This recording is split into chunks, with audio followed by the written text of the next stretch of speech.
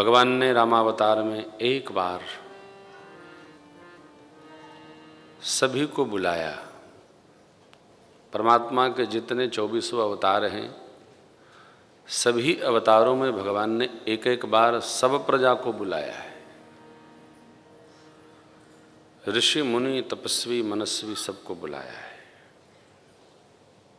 बुलाना भी चाहिए सबको, श्रेष्ठ को, इतर को, निम्न को, मध्यम को बुलाकर अपने मन की बात एक बार कहनी चाहिए।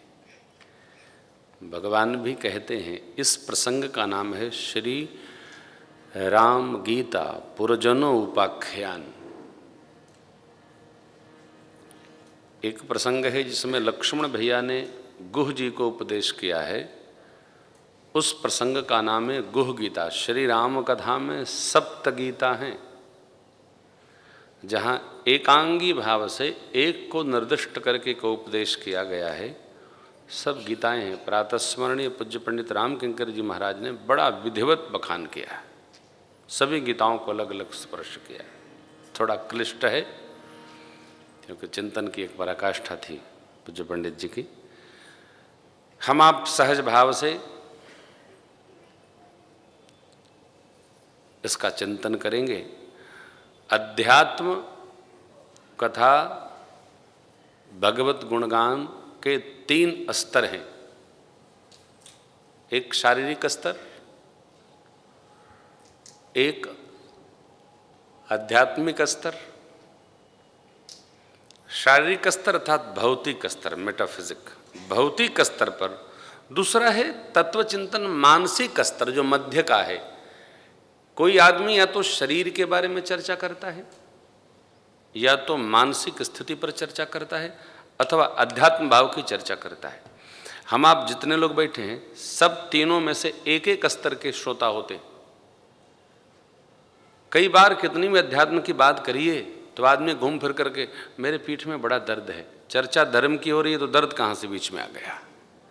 चूंकि हमारा चिंतन शरीर स्तर का है, भौतिक चिंतन है, इसलिए हम कितना भी कुछ कर लें शरीर से बाहर निकल नहीं सकते। जिसका चिंतन शारीरिक स्तर पर भौतिक भाव में होता है, उसको लाख अध्यात्म समझाओ। ममता रत सम ज्ञान कहानी, अति लोभी संग बीरति ऊसर बीज बय फल जथा। जो जहां रहता है वो वहीं चिंतन करता है। मेरे परमात्मा श्री रघुनाथ जी ने सबको बुलाया और 3 बातों से मुक्त किया। कहा, मैं राजा हूं, आप मानते हैं, मैं अनीति नहीं कहूंगा। मैं इस गादी से बोल रहा हूं, रघुवंश में मुझे श्रेष्ठ पद पर बिठाया गया। मैं प्रभुता से नहीं कहूंगा, और कदाचित निकल भी जाए, क्योंकि आप जहां रहते हैं भाषा वहीं से प्रारंभ होती है। आप जहां से कहते हैं वहां से सुनने वाला नहीं सुनता है। हम बोल रहे हैं अपने स्तर से, सुनने वाला सुनेगा अपने स्तर से। भाषा वो नहीं है जो बोला जाता है, भाषा वह है जो सुनने वाला समझता है। जैसे आप अपने ऑफिस में बैठे हो, कोई आ जाए और आपकी प्रतीक्षा करे। आपने टेलीफोन पर कहा, रोको मत जाने दो। सुनने वाले ने सुना, रोको मत जाने दो, तो वो जाने देगा। कहा गया है रोको मत जाने दो, सुनने वाले ने सुन लिया, रोको मत जाने दो। तब जो बोला गया है वो अर्थ नहीं हुआ, जो अगले ने समझा वो अर्थ हुआ। यही व्यवहार परमात्मा ने यहां किया। सबको बिठाया और कहा, मैं नीति की बात कहूंगा। और नीति यहां बोली जाए कोलकाता में अथवा मुंबई में, वो सर्वत्र समान होती है। नीति का संबंध सिद्धांत से है, व्यवहार से नहीं है। नीति का संबंध शास्त्र से है, व्यक्ति से नहीं है। नीति जो यहां कही जाएगी, परलोक कही जाएगी, सब जगह बराबर है। भगवान शिव ने कहा, देवी राम कथा सुरधेनुसम सेवत सब सुखदान, सत समाज सुरलोक सब को न सुने अस। राम कथा यहां कह लो, देवलोक में कह लो, वैकुंठ में कह लो, पाताल में कह लो, सब जगह बराबर है, क्योंकि राम जी की कथा एक ही है और अपरिवर्तनीय है।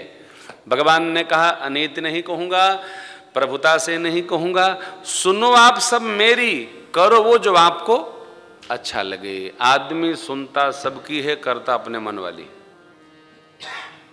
चाहे जिसको जितना बता दीजिए, जितना समझा दीजिए, सबको पता है कि सवेरे 6 बजे के बाद नहीं सोना चाहिए, लेकिन आप घर में देख लीजिए कोई सोता है कि नहीं सोता। सबको पता है कि हम ऐसा करेंगे तो वैसा होगा, लेकिन क्या आदमी परिणाम सोचता है? नहीं। आदमी यदि परिणाम सोचता तो कभी गलती न करता, परिणाम कोई सोचता ही नहीं है। भगवान ने यही कहा, लेकिन थोड़ा बांध दिया, करिए जो आपको अच्छा लगे, लेकिन एक शर्त है, ध्यान रखना, सोई सेवक प्रियतम मम सोई, मम अनुशासन माने जो। परमात्मा के 1-2 अनुशासनों का कल स्मरण किया था। अब भगवान यहां अनुशासन में बांध कर लोगों को बाध्य कर दिए। जितने श्रेष्ठ महापुरुष बैठे थे, सज्जन बैठे थे, सबको भगवान ने बांधा और अब अपने बध रहे हैं। दूसरे को अनुशासन में रखने के पहले अपने अनुशासित रहना पड़ता है। जो अनुशासन में रहकर अनुशासन की बात कहता है, उसी की बात प्रभावी होती। जो स्वयं अनुशासन में नहीं है और अनुशासन की बात कहेगा, कोई मानेगा? आज जो प्रजा और राजा का अंतर है व्यवहार का, उसका कारण यही है। प्रजा देखती है राजा किधर जा रहा है, व्यवहार अनुकूल नहीं होता है तो प्रजा धीरे से प्रणाम कर लेती है। परमात्मा ने कह दिया, मेरे अनुशासन का जो पालन करे वो मेरा प्रियतम है। कदाचित मैं राजा हूं, आप मान लो, और मेरे से कुछ अनीति कह दी जाए। क्यों? गोस्वामी जी ने एक चौपाई रखी है दक्ष महाराज के प्रसंग में, नहीं को वस जन्मा जगमाहि, कि प्रभुता जाहि मद। धरती पर ऐसा कोई जन्म ही लिया जिसको अधिकार मिले और उसको मद ना आए, मैं ये हूं। आपने देखा होगा कई लोग समाज में बताते रहते हैं अपने बारे में, आप पहचानते नहीं मैं कौन हूं। कई बार मेरे को तो लोग टेलीफोन करते हैं तो कहते हैं आपने पहचाना? मैंने कहा फोटो तो आपकी आई नहीं, आवाज आ रही है और पहली बार फोन किए 10 साल बाद, तो क्या पहचानेंगे? तो आगे वो बोलते हैं और अच्छा है, बोले अब आप क्या पहचानेंगे, बड़ा नाम हो गया, मेरे को क्या जानेंगे आप। अब और अद्भुत लगता है कि आदमी सोच रहा है कि मैं पहचान जाऊं, लेकिन मैं पहचानूं कैसे? बड़ा कठिन होता है। आप जहां रहते हैं वहीं चिंतन, पहली बात कही, जहां हम रहते हैं वहां लोग चिंतन नहीं करते, जहां वो रहते हैं वहां चिंतन शुरू होता है। परमात्मा ने तो सहज कहा, लेकिन गोस्वामी जी का सिद्धांत है, देखिए, नहीं पहले लगा है, नहीं बाद में, ये संपुट है, एकमात्र चौपाई नहीं, एक और चौपाई ऐसी ही है। पूरा पोथी जी पढ़ेंगे, ढूंढिएगा कहां है, दोनों में नहीं का संपुट है। नहीं को वस जन्मा जगमाही, प्रभुता पाए जाहि मद नहीं, ऐसा संपुट है, धरती पर कोई जन्म लिया ही नहीं। लेकिन भगवान परमात्मा को विकार नहीं सताता। राम जी विकार से मुक्त हैं, फिर भी प्रभु ने कहा, जो वनीति कछु भाखों भाई, तो मोहि भरे जो भय बिसराई। जो वनीति कछु भाखों भाई, तो मोहि भरे जो भय बिसराई। बड़े भाग मानुष तन पावा, सुर दुर्लभ सब ग्रंथ गावा। बड़े भाग मानुष तन पावा, सुर दुर्लभ सब ग्रंथ गावा। भगवान ने सबको भय से मुक्त किया। कदाचित शब्द में आसन पर बैठने का व्यवहार आ जाए तब आप लोग निर्भय होकर हमको मना करिए। यह स्वातंत्र राम राज्य का है। राजा भी अनीति का पालन नहीं करता है। जब हम स्वार्थी होते हैं तो अनीति पर चलते हैं, परमार्थी अनीति पर नहीं चल सकता है। हमको हमारे स्वार्थ का जब संकुचन होता है तो हमसे अनीति होती है।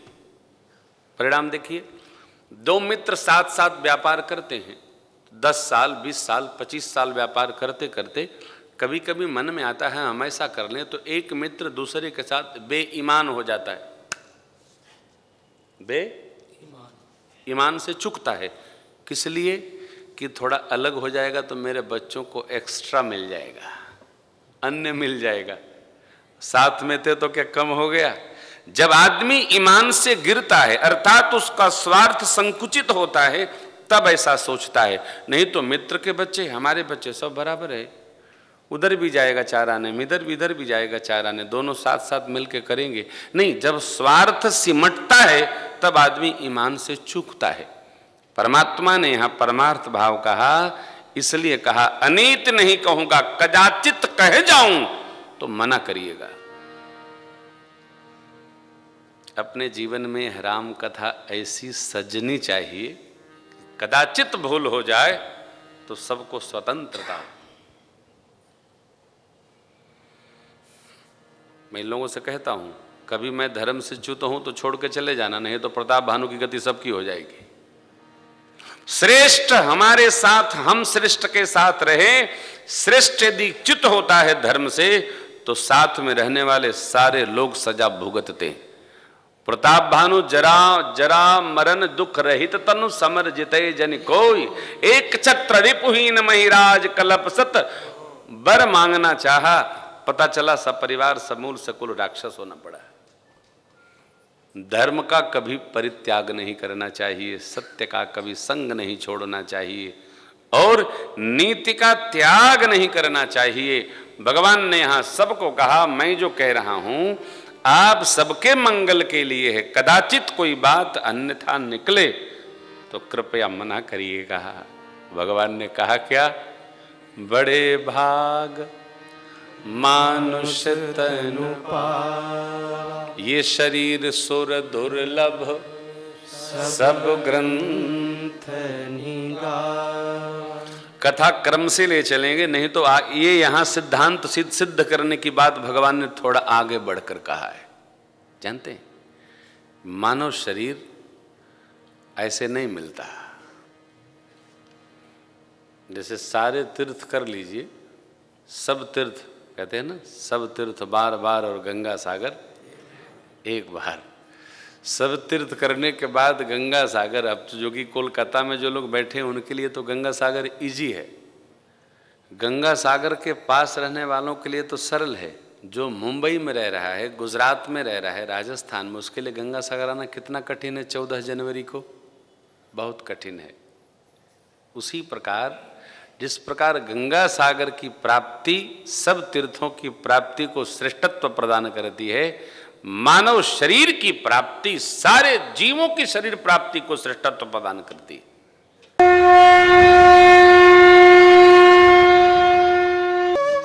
इसी प्रकार अन्य प्रसंगों को श्रवण करने के लिए महाराज श्री के एकमात्र अधिकृत ऑफिशियल YouTube चैनल को सब्सक्राइब करके बेल आइकन को अवश्य दबा दें।